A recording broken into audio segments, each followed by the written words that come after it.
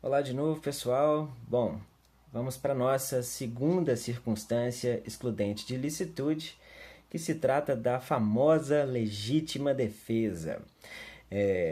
A legítima defesa está localizada na teoria do crime, né, como, repetindo, uma circunstância excludente de ilicitude, portanto, dentro do assunto ilicitude e antijuridicidade, e está localizada na legislação no artigo 23 e 25, nos artigos 23 e 25 do Código Penal. O artigo 23 a cita como uma circunstância excludente de ilicitude e o artigo 25 explica o que é a legítima defesa. E isso é importante.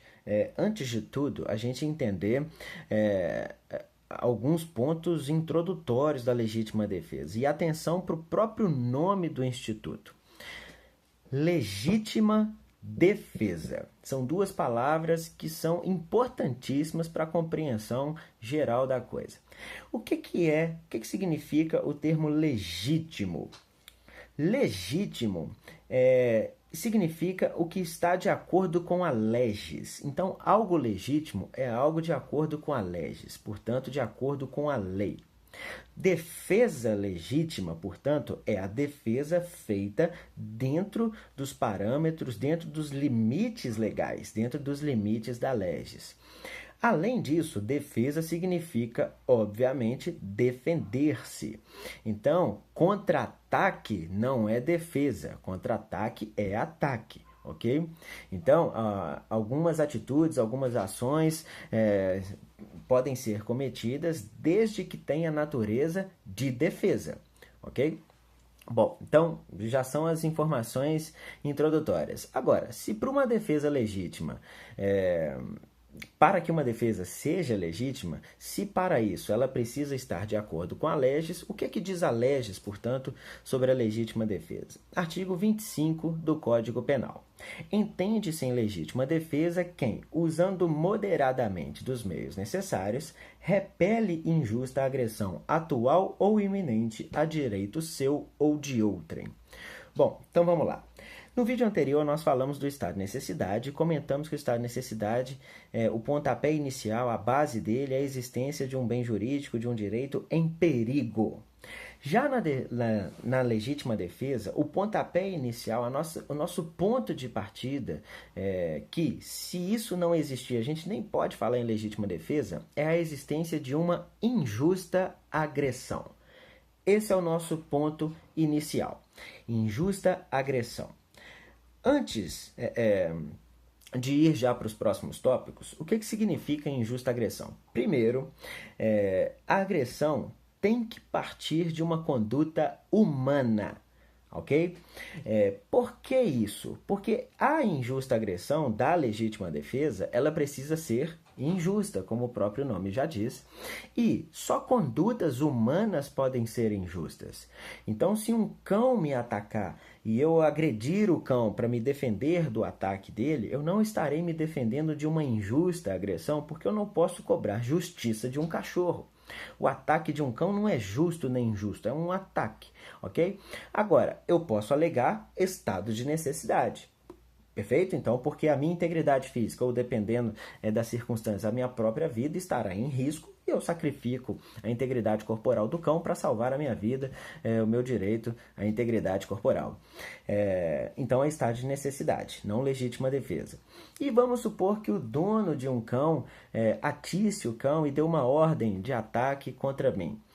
Agora, o cão é um meio, tá? Em relação ao cão, estado de necessidade. Em relação ao dono do cão, legítima defesa. Agora sim, poderemos falar em legítima defesa, porque a conduta do dono, aí sim, foi uma conduta que pode ser classificada como justa ou injusta. Essa é a primeira informação. Segunda informação. Injusta agressão. Que injustiça é essa? Para uma agressão ser injusta, essa agressão precisa ser criminosa. Em outras palavras, essa injustiça é uma injustiça da área do direito penal? Não precisa ser, ok? Esse termo injusto aqui é um injusto no sentido geral do direito. Qualquer ramo do direito, uma injustiça civil, uma injustiça trabalhista, pode entrar aqui também, tá? Então, não é necessário estar sendo vítima de um crime para agir em legítima defesa. É necessário estar sendo vítima de uma injusta agressão, e é injusta aqui no sentido geral do direito. E, por fim, o termo agressão envolve saber que agressão e provocação são coisas diferentes. Se alguém, no intuito de me provocar, começa a me atiçar, começa a fazer piadinhas, brincadeiras, etc., eu vou lá e efetuo um soco contra essa pessoa, eu não posso alegar que foi em legítima defesa, em defesa da minha honra por causa disso, ok? Então, uma coisa é provocação, outra coisa é agressão propriamente dita, uma agressão que recomenda uma reação para a defesa do bem jurídico. Bom, então vamos lá. Então, esse é o nosso... vou fazer na legítima defesa igual eu fiz no estado de necessidade, tá? Então, eu vou fragmentar a leitura em vários trechos específicos, e aí, para a gente, ao fim, completar a compreensão do artigo 25. Então, o primeiro trecho é esse, injusta agressão. Então, 3 detalhes. Primeiro, só pode partir de conduta humana. Segundo, a injustiça que é geral do direito, não precisa ser uma injustiça criminal. E terceiro, a agressão não deve ser confundida com provocação para que uma reação seja interpretada como legítima defesa.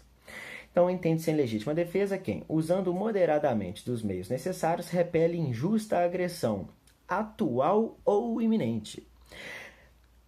A injusta agressão tem que estar acontecendo, ou seja, ser atual, ou estar para acontecer, ser iminente. Em relação ao termo atual, não tem muita dúvida em relação a isso. Então, se uma pessoa está sendo atacada, ela está de forma injusta, então ela está sendo injustamente agredida. E o que, entretanto, vai ser considerado como uma injusta agressão iminente? Esse iminente aqui, pessoal, não pode ser entendido como uma possível agressão. Não, há que se ter um efetivo risco, um risco concreto, um risco óbvio, um risco que recomenda com que a pessoa reaja imediatamente, tá? Sem outras formas de, se por exemplo, for possível buscar pela polícia, se for possível buscar por socorro, uma pessoa me ameaça de morte hoje e amanhã eu vou lá e a mato para evitar qualquer problema. Não, isso não é legítima defesa, isso não costuma ser, tá? Então essa injusta agressão iminente é uma injusta agressão que recomenda uma imediata reação, tá bem? Então, isso que significa essa iminência. Injusta agressão atual ou iminente a direito seu ou de outrem. Nesse ponto, a mesma coisa do estado de necessidade. Nós comentamos que o estado de necessidade ele pode se dar em defesa de um direito seu ou em defesa de um direito alheio. Mesma coisa na legítima defesa. E já que existe o estado de necessidade de terceiro, quando estivermos falando em legítima defesa, falaremos em legítima defesa de terceiro, tá? Ou de terceira pessoa, como queiram. Bom, e aí voltamos um pouco para a parte inicial do artigo. Entende-se em legítima defesa quem, usando moderadamente dos meios necessários. Usando moderadamente dos meios necessários. São dois assuntos diferentes. Primeiro vamos começar pelos meios necessários. Na prática, não é exatamente o que os juízes estão focando mais. Tá? Mas a lógica da coisa é, diante de situações em que seja possível escolher meios para se defender, recomenda-se a escolha por aquele meio que seja suficiente para efetuar a defesa. Então, eu também não posso, diante de opções, pelo menos é isso que o artigo diz, tá? Diante de opções, escolher um meio absolutamente excessivo e etc. Então, vamos colocar uma situação prática aqui. Supondo que um determinado policial esteja com a vestimenta e com a indumentária completa, tá? Então, cacetete, armamento de fogo, aquele teaser, né? Spray de pimenta, o rádio, colete, enfim, esteja completo em vestimenta e em indumentária. E aí ele é acionado em virtude de uma briga de bar, uma briga de boteco, 2 bêbados estão em conflito. Ele chega lá, nenhum dos 2 bêbados está armado e etc. E ele já chega dando tiro para cima. Esse não é o meio necessário. Percebe? Para repelir uma possível injusta agressão. Não. Então, diante da possibilidade de escolhas de meios, deverá, então, a pessoa, seja ela funcionária pública, policial ou não, qualquer pessoa, deverá optar pelo meio apenas suficiente, ou seja, o meio necessário para repelir a injusta agressão. Tá? Mas mais importante do que essa escolha pelo meio mais adequado é a utilização moderada deste meio. Aí sim o direito presta bastante atenção nisso, tá? Por que não presta tanto atenção em relação aos meios necessários? Porque várias vezes a pessoa estará, quer dizer, você, né, estudante, ou você, julgador, estará diante de situações em que a pessoa teve frações de segundo para se defender. Então é muito difícil exigir que essa pessoa escolha o meio mais adequado, que fique raciocinando, pô, será que esse é o meio certo, se é um meio excessivo, se é um meio fraco? Não. Então, às vezes, quando a pessoa está numa situação de precisar se defender, lembrando que a injusta agressão pode ser atual, né? Então, se ela estiver na situação de momento, no calor do momento, ela escolhe o que está à sua disposição, né? É a primeira coisa que tiver à sua disposição. Mas, enfim, independente do meio escolhido, o uso deste meio deve ser um uso moderado. E o que significa ter um uso moderado de um direito? Significa utilizá-lo apenas e tão somente para a repulsa da injusta agressão. Ok? Então, o meu meio escolhido foi uma faca, o meu meio escolhido foi um armamento de fogo, né? Se for possível isso. Eu posso utilizá-lo desde que seja da forma apenas suficiente e necessária para repelir a injusta agressão. Tá? Então, aí sim é que entra a discussão. Então, vamos colocar lá o caso do policial. Lembrando que o policial ele tem um estatuto próprio, tá? Então vamos desconsiderar esse estatuto interno da polícia e vamos pegar só a regra aqui, nossa, como se fosse um cidadão comum. Ele até poderia, se fosse um cidadão comum e podendo andar armado, ele até poderia fazer o uso da arma. A questão é, o atirar, já sair chegando, sair chegando é ótimo, né? Já chegar na cena da abordagem dando disparos, isso não é necessário. Então vamos supor que o policial apenas coloque a mão sobre o coldre e fala, ó, separa aqui, pronto, ele está deixando evidente que ele está armado e etc, mas é um uso absolutamente moderado, isso não vai ser considerado como um meio excessivo, tá bem? Então isso é um uso moderado. E para finalizar, existe também na legítima defesa aquela questão do estado de necessidade. Qual questão? A questão de que isso não pode ser uma obra do acaso, a legítima defesa não pode ser uma coincidência. Tá? Tem que se saber que está numa situação de legítima defesa. E aí eu já entro, portanto, vamos supor que A efetua um disparo em B, no exato momento em que B atentaria contra a vida de C. A atira em B, que iria atirar em C. Sem querer, A acabou salvando a C. Poderá, depois, se o A descobrir isso, alegar legítima defesa?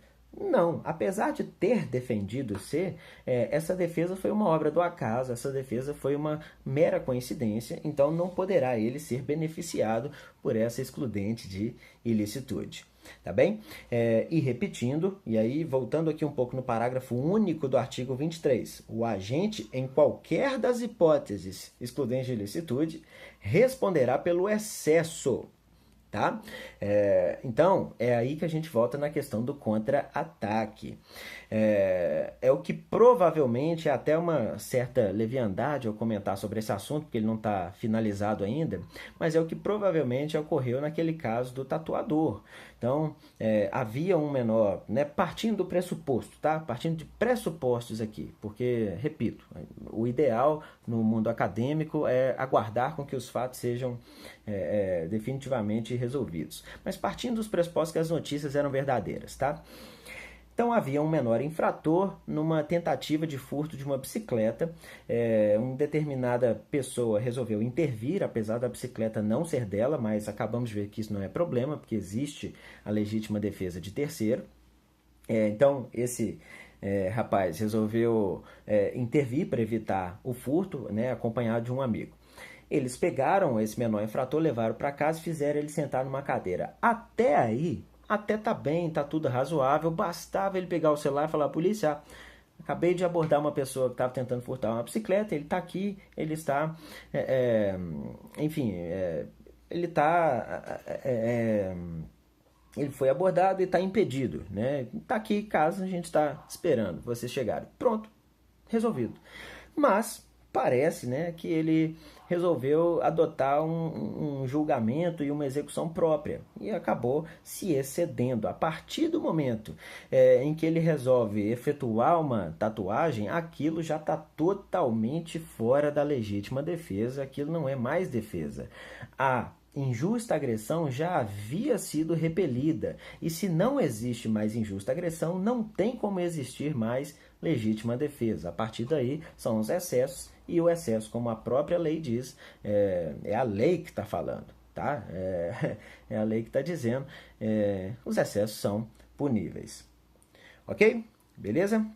Bom, então finalizamos por aqui. Um detalhezinho importante. Existe uma discussão, principalmente para os concurseiros, tá? Dos chamados ofendículos. O que são ofendículos? Ofendículos são aparelhos predispostos para a defesa. Os exemplos clássicos são caco de vidro em cima de muro, cercas elétricas, cães bravos que são colocados com o intuito de defender-se. E aí há uma discussão sobre que tipo de excludente de ilicitude seria alegada. Né? Vamos supor, determinada pessoa tenta assaltar uma casa e na tentativa de saltar o muro, recebe uma descarga elétrica de uma cerca elétrica. Pronto. E aí se machuca, né, em função disso. O autor o proprietário da casa, né, que determinou a instalação da cerca elétrica, eu posso dizer que ele é, de certa forma, tá, a princípio, responsável pela lesão do ladrão? Sim, porque ele instalou a cerca elétrica para isso. Então, ele é o responsável. A questão é, ele vai ser... O fato é típico, portanto, o fato é típico, porque ele exerceu uma conduta, essa conduta produziu um resultado, o resultado foi causado por aquela conduta, então tem nexo de causalidade, por aí vai. Então, o fato é típico. A questão é, o fato é ilícito? Não, o fato não é ilícito, mas existem duas correntes para tentar justificar essa resposta. A primeira corrente vai dizer que se trata de uma legítima defesa, porque a cerca elétrica foi acionada quando, no exato momento em que estava ocorrendo ou para ocorrer uma injusta agressão, então isso se trata de legítima defesa. Qual que é o problema, qual que é a possível falha dessa argumentação? A cerca elétrica, a conduta do dono não foi acionar a cerca elétrica, a conduta do dono foi instalar a cerca elétrica. E essa cerca elétrica provavelmente foi instalada em um momento em que não estava ocorrendo uma injusta agressão, nem na iminência de ser. Então fica um pouco fragilizada essa argumentação, tá?